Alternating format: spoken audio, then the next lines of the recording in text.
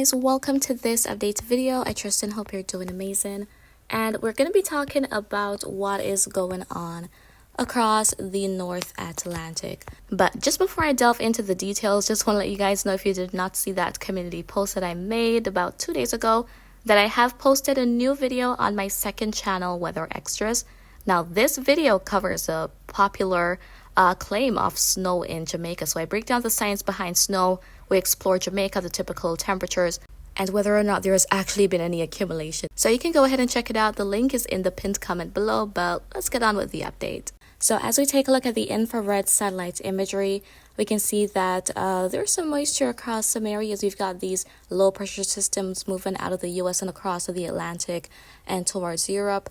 And along the intertropical convergence zone, that is where the trade winds of the north and the south meet. We can see some convection there. So that's been influencing the weather for parts of South America, the Guyanas, Colombia. We can even see all that thunderstorm activity taking place near the coast. And zooming into the Caribbean, we don't really got any convective action across the region because we're in our dry season, so not really having a whole lot of atmospheric instability. However, we can see these patches of clouds coming in from the northeast. So that is influencing the rain for parts of the Lesser Antilles, especially the Leeward Islands, even for parts of Puerto Rico, the Virgin Islands, Hispaniola, and even sections of the Bahamas and Turks and Caicos. There is some clouds moving by which are helping out to influence the rain. So that's going on. Even near the ABC Islands, there's a bit of activity. So there could be some intermittent rain down there as well. And then we've got a bit more moisture towards parts of Central America. As for much of Jamaica, it's pretty sunny this morning. Some areas may be a little bit cloudy, maybe with a brief shower or so. Not a whole lot of action for Cuba or even the Cayman Islands. Now, as we look at the rain forecast for today, though, we can see a bit of color popping up across many areas on this graphic here. So for parts of Jamaica, especially in the east, there could be some showers today, possibly some passing showers for the Cayman Islands, Cuba, sections of the Bahamas, Turks and Caicos, as I had mentioned, as well as Hispaniola, Puerto Rico, the Virgin Islands, and much of the Leeward Islands. But as we head south from Martinique through Grenada and even including Tobago and Barbados, there may not be a whole lot of rain. Some showers definitely possible for sections of Trinidad. And then as for the ABC Islands, as I said, we've got those passing clouds which may be influencing some intermittent rain there. So that's going on. Towards South America, northern South America, we do see these more vibrant colors indicating higher rain totals. So rain totals exceeding 2, maybe even up to 3 inches in a couple areas along the coast of Colombia. And in parts of southern Venezuela, sections of Guyana, Suriname, and French Guiana, there could be some heavy rain or some substantial rainfall activity today.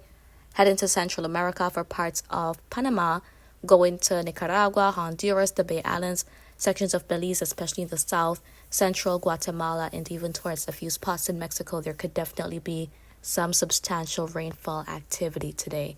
So it's nothing really out of the norm, but it's been a little bit wetter than normal, especially across the eastern Caribbean. And as I speak about that, let's take a look at this graphic. Now, this is coming from the Climate Prediction Center. This is the Global Tropics Hazards Outlook map. Now, we are focusing on the vicinity of the Caribbean, and we can see these different colorful shadings around. So we've got those green shadings. That's what we're focusing on. So this is for the week of February 5th to the 11th of the month. And as we zoom in closer here, we can see. Now, the green shade indicates the probability of above average rainfall.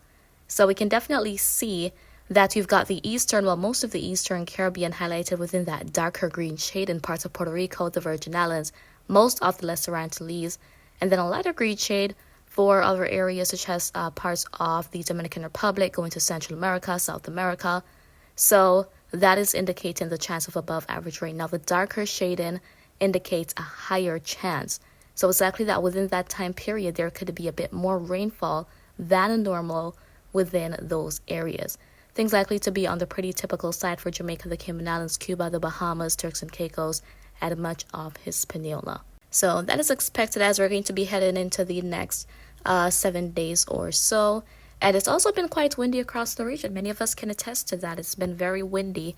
And that's a typical kind of weather that we anticipate in the early part of the year. Very windy, dry in many spots as well. So we have even instances of drought conditions as well. So as I've reiterated multiple times, this is the time when we want to conserve on water and, just ride out the dry season. But we'll eventually start to see an increase in rainfall activity across the region on a whole as we head into April and even May. And then, of course, June through November will be the 2025 Atlantic hurricane season. And I'll be talking more and more about the hurricane season as time goes by. So that's something that I'll keep you guys posted on as well. But for now, that's it. Just wanted to tell you guys what is going on. And I do hope you found this update to be informative. However, if you have any questions, feel free to leave them in the comments. I'll get to you when I have the chance to do so. And remember to always be weatherwise.